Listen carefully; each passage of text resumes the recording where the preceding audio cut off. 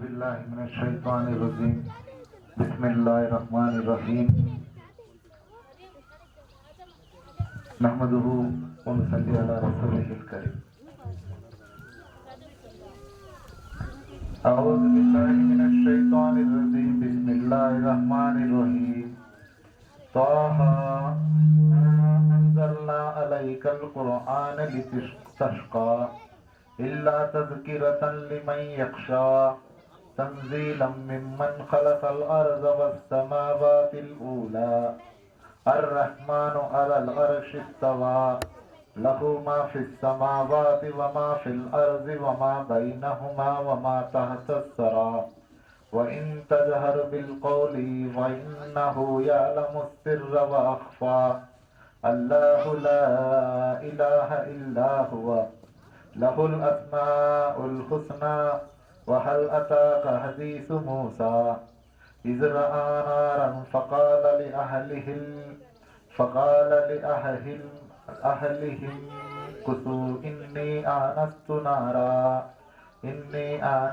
نارا لعلي آتيكم منها بقبس أو أجد على النار هدى فلما أتاه نودي يا موسى إني أنا ربك فاخلع عليك إنك بالواد المقدس طوى وأنا اخترتك فاستمعوا لما يوحى إنني أنا الله لا إله إلا أنا فاعبدوني وأقيموا الصلاة للذكر إن الساعة آتيت أكاد أخفيها لتجزى كل نفس بما تسعى فلا يصدنك عنها من لا يؤمن بها واتبع هواه فتردى وما تلك بيمينك يا موسى قال هي عصاي أتوكل عليها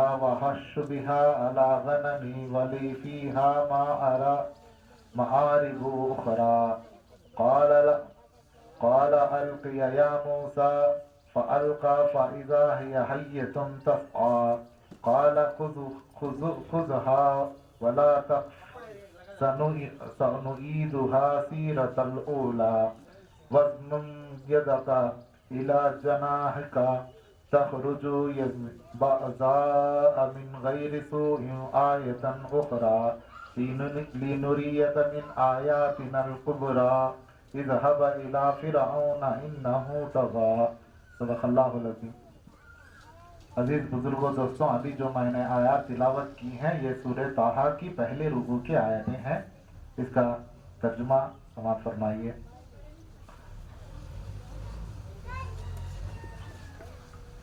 شروع کرتا ہوں اللہ کے نام سے جو بے انتہا مہربان اور نہایت رحم فرمانے والا ہے۔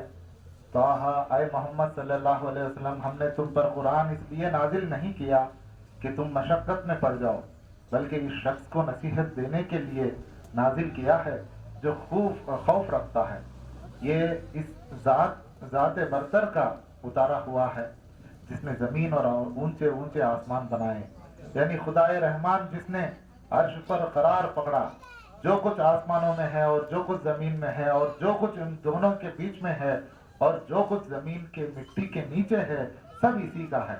اور اگر تم پکار کر بات کہو تو وہ تو چھپے بھید اور نہایت پوشیدہ بات تک کو جانتا ہے۔ وہ معبود برحق ہے کہ جس کے سوا کوئی معبود نہیں ہے، اس کے سب نام اچھے ہیں۔ اور کیا تمہیں موسیٰ علیہ السلام کے حال کی خبر ملی؟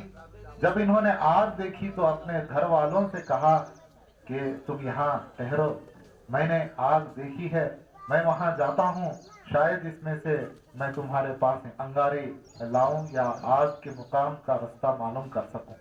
جب وہاں پہنچے تو آواز آئی کہ موسیٰ، میں تمہارا پروردگار ہوں، تو اپنی جوتے اتار دو، تم یہاں پاک میدان یعنی طویٰ میں ہو اور میں نے تم کو انتخاب کر لیا ہے، تو جو حکم دیا جائے گا اسے سن، بے شک میں ہی خدا ہوں، میرے سوا کوئی معبود نہیں۔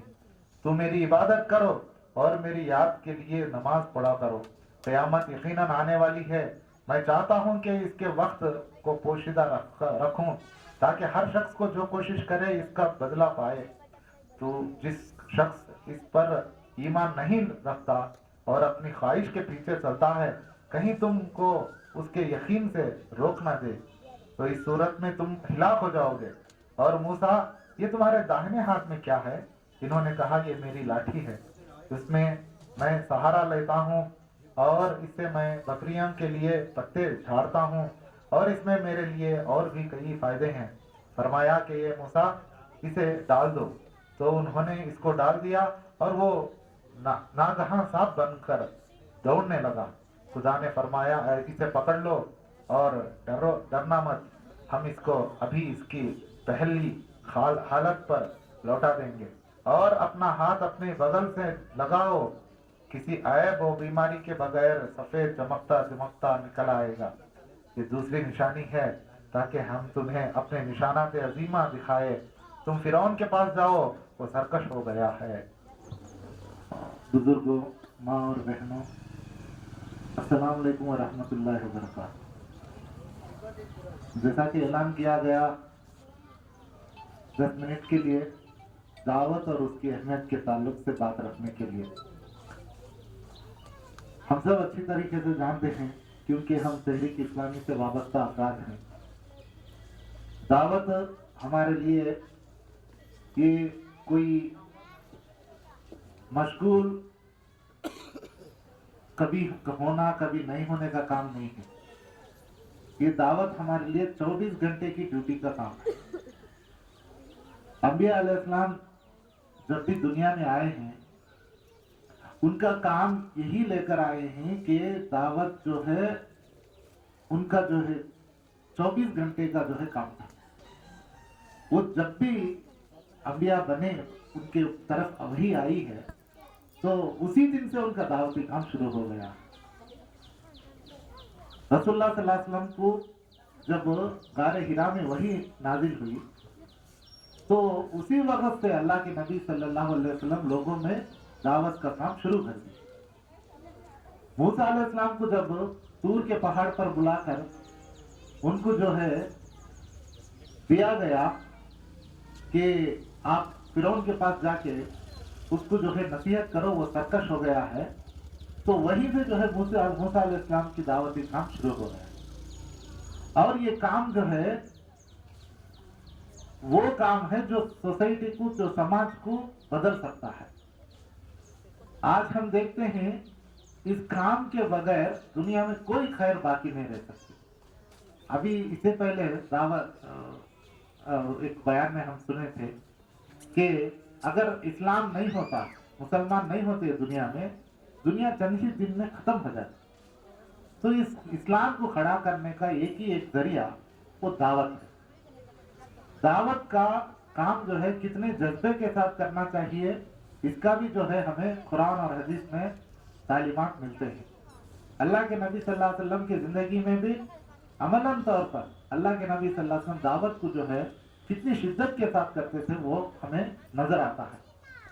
जब जबर और तशद्दुद का जमाना था, अल्लाह के नबी सल्लल्लाहु अलैहि वसल्लम बड़े छुपे छुपे जो है रातों को घरों में लोगों को चोरी छुपे बुलाकर कुरान सिखाते थे और वो सीख के जाते थे। जब लोगों के ऊपर तशद्दुद का मामला हुआ तो अल्लाह के नबी सल्लल्लाहु अलैहि वसल्लम उनको जो है हिजरत करके जो है दूसरी जगह दावत देने के जो है तलकीन करे। जब हाथ में हुकूमत भी आ गई, जब भी अल्लाह के नबी सल्लल्लाहु अलैहि वसल्लम जो है लोगों को जो मुअल्लिम को भेजकर दूसरे मकामात पे खरियों में अपनी इस्लाम की दावत को आम करने का जो है काम दिए।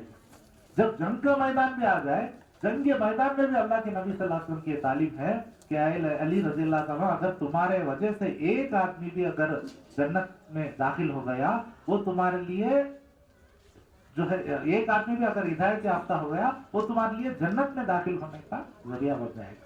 तो मतलब जो है कोई भी मैदान, कोई भी काम ऐसा नहीं है जहां दावत से खाली हो। और चुनांचे आज हम दीन को कायम करने का काम लेके उठे हैं, तो इसका असल जरिया दावत ही है। दावत के बगैर ये काम, ये समाज को जो है बदलने का काम, दीन को कायम करने का काम یہ بغیر دعوت کے ہو ہی نہیں سکتا، اور اس کا جذبہ ہمیں کتنا ہونا چاہیے اس کا بھی ہمیں سوچنا ہے۔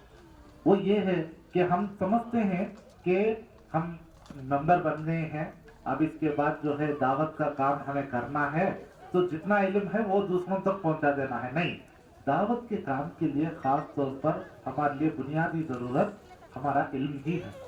علم کو جو ہے ہمیشہ جو ہے فروغ ملتی رہنا چاہیے، ہمارے اندر مطالعے کا شوق بڑھتا رہنا چاہیے۔ بغیر مطالعے کے ہم دعوتی کام کو آگے نہیں بڑھا سکتے، یہ بنیادی۔ دوسری بات، اس کے ساتھ ساتھ جذبہ ہونا چاہیے۔ اللہ کے نبی صلی اللہ علیہ وسلم ایک بار جو ہے کسی مکے کے گلیوں میں جو ہے دعوت دے کر آئے ہیں، اللہ کے نبی صلی اللہ علیہ وسلم کو کھانا لگایا گیا، عائشہ رضی اللہ تعالیٰ بولے کھانا کھا لیجیے۔ اتنے میں دور سے ایک قافلہ آیا، وہ ہونٹوں کا جو بیل رہتا نا، اس کے گلے میں بیل جو رہتا، وہ گھنٹی کی آواز سنائی دی۔ اللہ کے نبی صلی اللہ علیہ وسلم وہ نوالا وہیں چھوڑ کے اٹھ کے چلے گئے۔ پیچھے سے عائشہ رضی اللہ عنہ پکارتی ہیں، آپ کم سے کم تھوڑا تو کھانا کھا کے جائیے، ابھی تو دعوت دے کے آئے ہیں، اب آپ جا کے جو ہے بعد میں دعوت دے سکتے ہیں، کہ کم سے کم کھانا تو کھا کے جائیے۔ تو اللہ کے نبی صلی اللہ علیہ وسلم نے فرمایا، اگر میں کھانا کھاتا بیٹھوں، اگر وہ قافلہ یہ مکے سے چلے جائے اور کل قیامت کے دن وہ میرا گریبان پکڑ کے پوچھے کہ آپ نے ہمیں دعوت کیوں نہیں دیا، تو میں کیا جواب دوں گا؟ تو یہ جذبہ جو ہے ہمارے اندر ہونا چاہیے۔ تو ہمیں دیکھنا چاہیے کہ ہم جہاں جہاں کے بھی ذمہ دار ہیں، جہاں جہاں بھی ہمارا پہنچ ہے، جہاں جہاں بھی ہمارے پہچان کے لوگ ہیں، وہاں تک ہماری دعوت مکمل طور پر پہنچی کہ نہیں، یہ اس کا جائزہ لینا، اس کے اوپر جو ہے ایک منصوبہ بنانا، اور ان تک پہنچنے کے ذرائع اور اس کے جو بھی اسباب ہے اس کو اختیار کرنا، یہ ہمارے لیے بنیادی ضرورت ہے۔ دعوت کا کام جو ہے ہم، اور یہ یعنی جیسا کہ ہمارے پاس معمول ہو گیا ہے، جب بھی فرصت ملتی ہم کچھ نہ کچھ دعوتی کام کرتے ہیں۔ نہیں، ایسا نہیں ہے، بلکہ فرصت میں تو پروگرام بنا کے دعوت کا کام کرنا چاہیے، جب فرصت نہ ملے تو دعوت کا کام کیسا کرنا اس کے بارے میں سوچتے رہنا چاہیے، جب کہیں جا کر ہم اس کام کو لے کے آگے بڑھ سکتے ہیں۔ اور دعوتی کام کے ذریعے ہی سے جو ہے اسلام ہم تک آ کے پہنچا۔ لوگ سمجھتے ہیں کہ اسلام جو ہے کوئی جنگوں کے ذریعے سے کچھ جو ہے یہاں تک اسلام آیا، ایسا نہیں ہے، بلکہ ہمارے ملک تک اسلام دعوت کے ذریعے ہی سے آیا ہے۔ ہمارے پاس دعوت کا یہ بھی ایک غلط فہمی ہے کہ دعوت جو ہے تقریروں سے کی جا سکتی ہے۔ تقریر صرف ایک ذریعہ ہے، ورنہ اصل دعوت جو ہے ہمارے اعمال سے ہونا چاہیے۔ اعمال جب تک ہمارے لوگوں کے سامنے صحیح طریقے سے پیش نہیں ہوتے تو پھر دعوت کا اثر بھی جو ہے اتنا زیادہ نہیں ہوتا۔ ہمیں اگر چاہیے کہ دعوت جو ہے اثر انداز ہو تو ہمارے اعمال کے اندر جو ہے وہ تبدیلی آنا چاہیے، جو تبدیلی ہم دوسروں کے اندر دیکھنا چاہتے ہیں۔ ہم بغیر چراغ کے دوسرے چراغ کو جو ہے روشن نہیں کر سکتے، پہلے ہمارا چراغ جو ہے روشن ہو جائے تو اس کے ساتھ دوسرا بھی چراغ روشنی لے لے گا۔ تو یہ دعوت جو ہے یہی نور کو جو ہے آگے بڑھانے کا کام ہے۔ تو اللہ تعالیٰ سے دعا ہے جو کچھ بھی ہم نے سنا ہے اس کے اوپر عمل کرنے کی، اور اس کے حساب سے جو ہے دعوت کے کام میں ہمیں پورے کے پورے مصروف ہونے کی توفیق عطا فرمائے۔ اللہ تعالیٰ اس دعوت کے ذریعے سے ہمیں دنیا اور آخرت کی کامیابی عطا فرمائے، اور جہنم سے بچ کر جنت میں داخل ہونے کی توفیق عطا فرمائے۔ وآخر دعوانا الحمد للہ رب العالمین۔